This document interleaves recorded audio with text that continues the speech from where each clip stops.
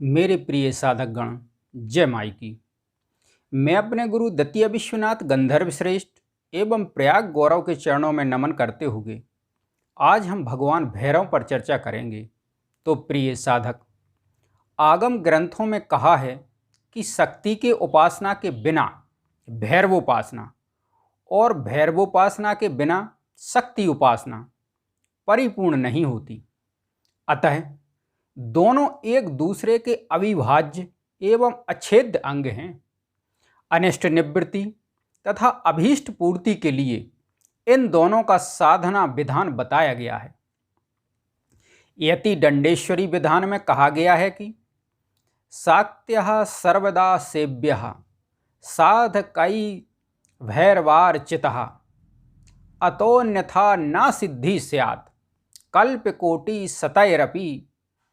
इसी प्रकार अनंत स्पष्ट कहा गया है कि शक्ति की उपासना में श्री भैरव की उपासना अनिवार्य है। इसके बिना शक्ति मंत्र सिद्ध नहीं होते। केवलम यो जपेज शाक्तम मंत्रम सेव ना योजित कोटि जन्म जपे नापि ना मंत्र सिद्धि भाग भवेत। यस्याह देव्यस्तु यो देवः शिवस्तस्या शिवो भवेत तेन विद्या महादेवी कलौ सिद्ध्यति सत्वरम। अर्थात जो साधक शिव मंत्र को छोड़कर केवल शक्ति मंत्र का जप करता है उसको कोटि जन्म पर्यंत जप करने से भी मंत्र की सिद्धि प्राप्त नहीं होती है। जिस देवी के जो शिव हैं वे उसके उसी रूप में मंगलकारी होते हैं। हे महादेवी, कलयुग में इससे शक्ति मंत्र विद्या की सिद्धि शीघ्र प्राप्त होती है। शक्ति संगम तंत्र में भी इसी कथन की पुष्टि इस प्रकार की गई है। क्रोध भैरव संयुगात यक्षण्णः सिद्धिदा यथा तथा विद्या प्रसिद्धयन्ति पुरुष योगा देव पार्वती। अर्थात हे पार्वती, जिस प्रकार क्रोध भैरवों के संयोग से यक्षिणियां शीघ्र फलदायिनी होती हैं, उसी प्रकार पुरुष योग से ही शक्ति विद्याएं शीघ्र सिद्धिदायिनी होती हैं। अतः श्री भैरव की साधना सभी शक्ति के उपासकों के लिए अति आवश्यक है तथा जो भगवान शिव के उपासक हैं उनके लिए तो श्री भैरव शिव रूप होने से उपास्य हैं ही।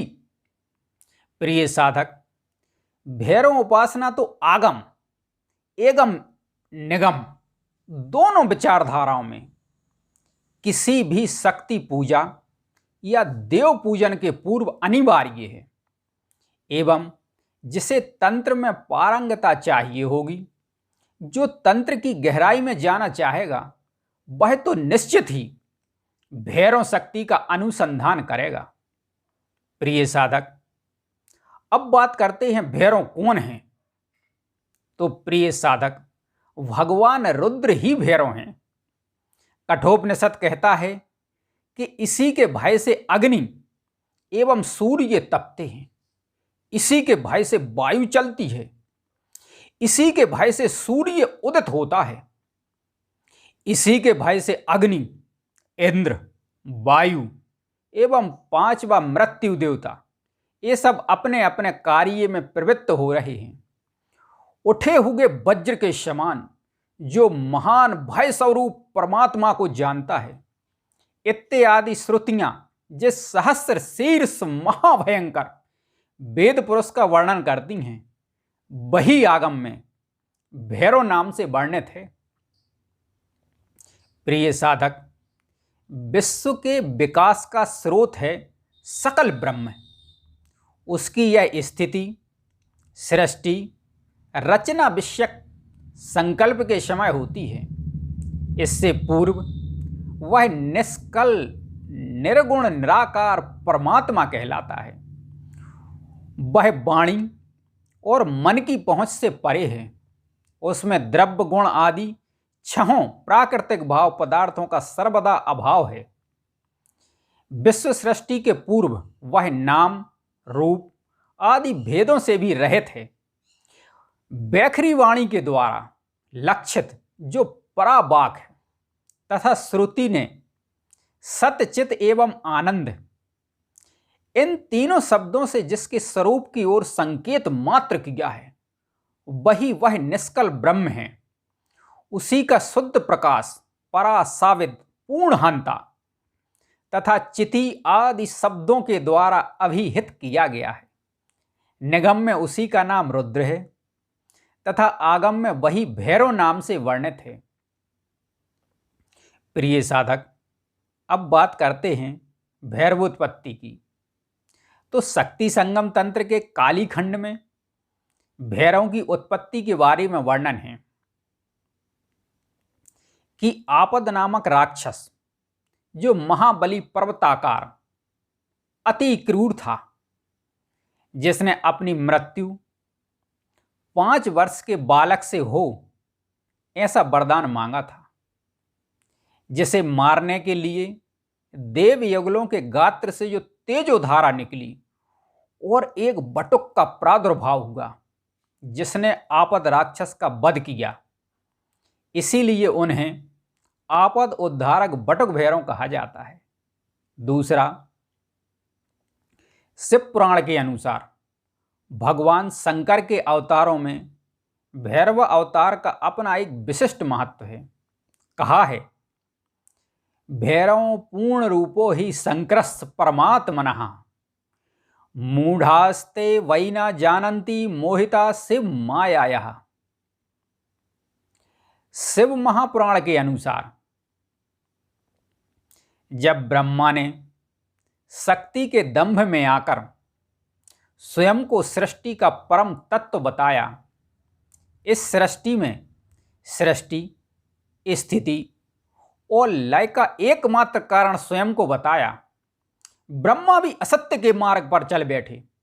ब्रह्म का तात्पर्य है प्रजनन की शक्ति। अब ब्रह्मा ने झूठ का प्रजनन कर दिया तो झूठ भी बढ़ने, फलने, फूलने लगा एवं ब्रह्मा का 5वां मुख बोला, शिव को मैंने ही उत्पन्न किया है। सत्यम शिवम सुंदरम पर ही प्रश्न चिन्ह। शिव को क्रोध आ गया।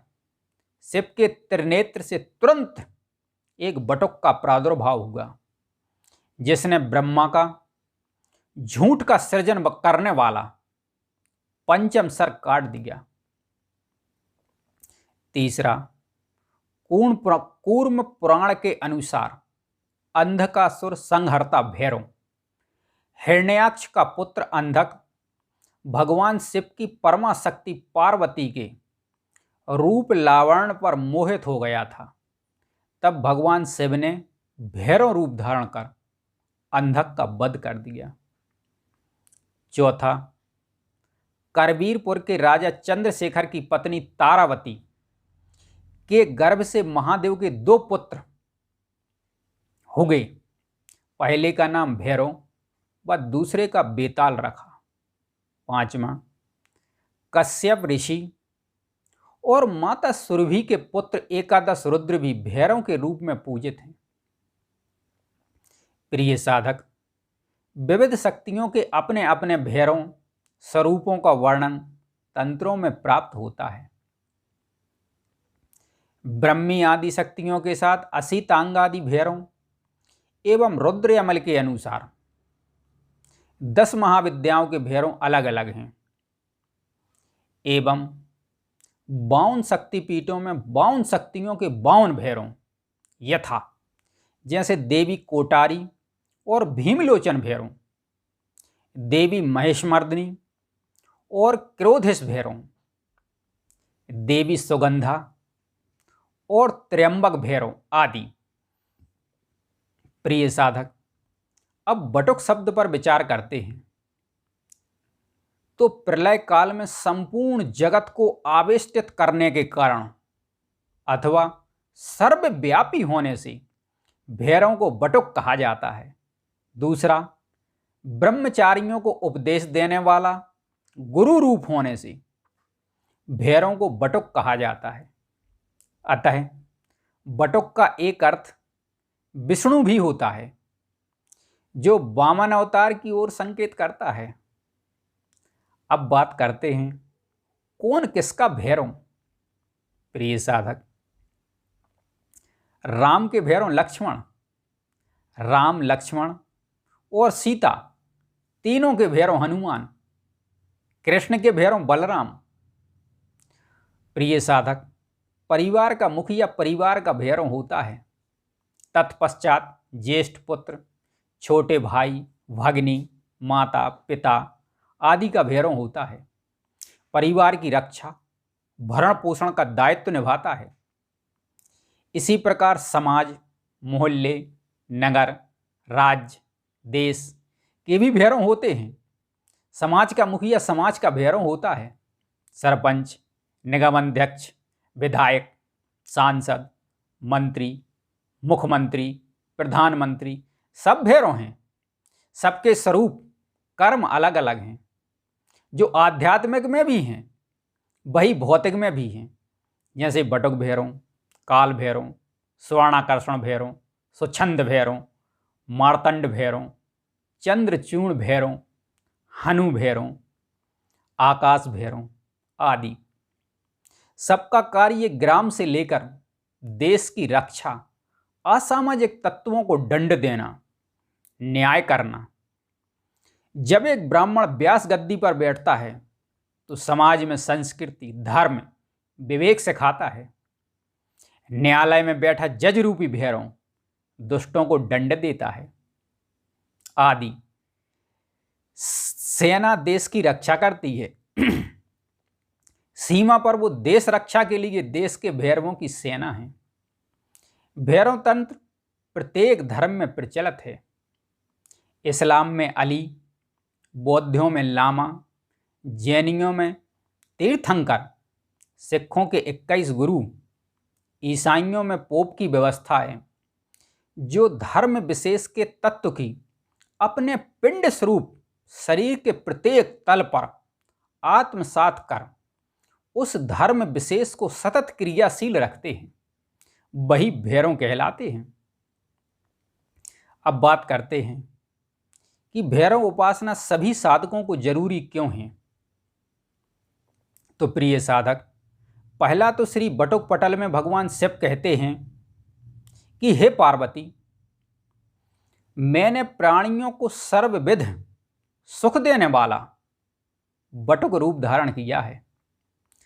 अन्य देवता तो समय आने पर फल देते हैं, किंतु भैरव तो सेवित होने पर तत्काल प्रसन्न होते हैं।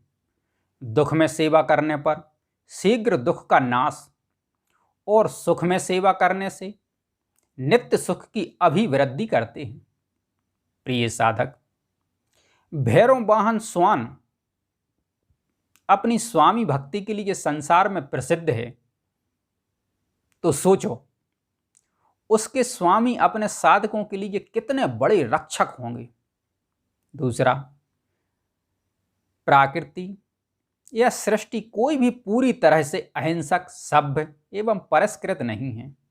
ना ही ब्रह्मांड में उपस्थित पिंड, नक्षत्र या सूर्य इत्यादि बहुत ज्यादा आत्मानुशासित हैं। यही लक्षण जैविक शरीरों एवं जैविक पिंडों में भी देखने को मिलता है। अगर पृथ्वी पर चक्रवाती तूफान उठते हैं और मनुष्यों को नष्ट कर देते हैं, तो अंतरिक्ष में भी ब्रह्मांडीय चक्रवात आते हैं एवं ग्रह नक्षत्रों की हिंसा कर देते हैं। अंतरिक्ष में ऐसी ऐसी रचना है जो सूर्य का भी भक्षण करने को तत्पर रहती हैं। अनेकों बार भक्षण हो भी जाता है। भक्षक सभी जगह मौजूद हैं, जीवन के हर क्षेत्र में मौजूद हैं, इसलिए भय व्याप्त है।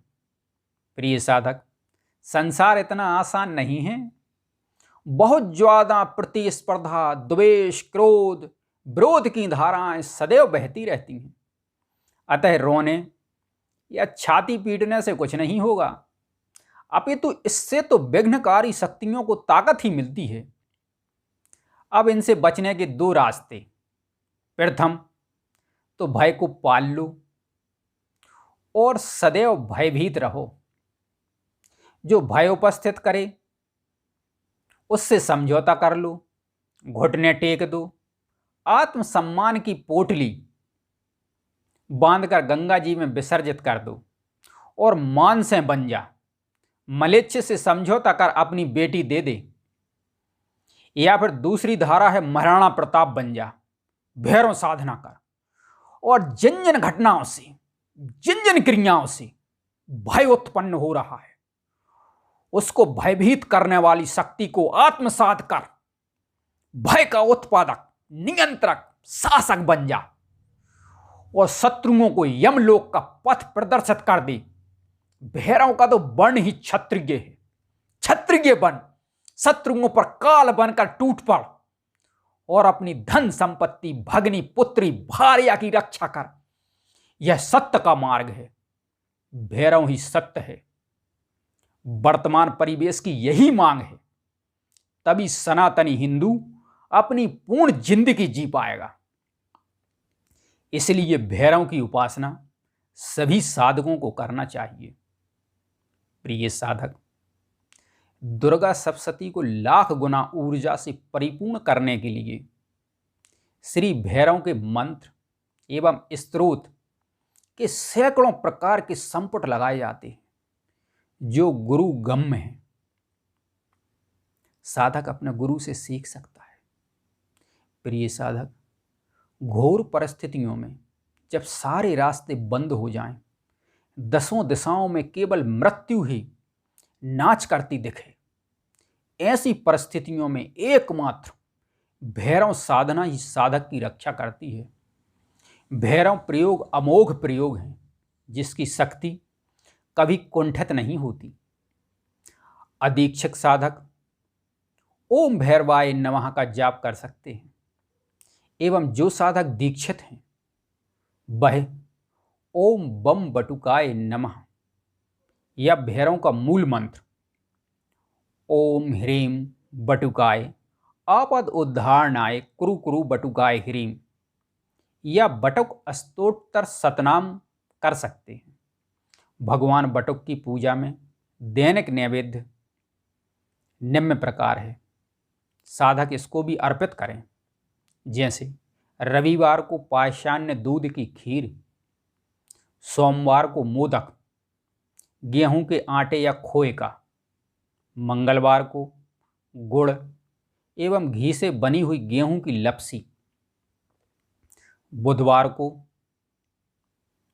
घी की पूरी और दही बूरा, गुरुवार को बेसन के लड्डू, भृगुवार को भुंजे हुए चने या कच्चे गलाए चने, शनिवार को उड़द के बड़े।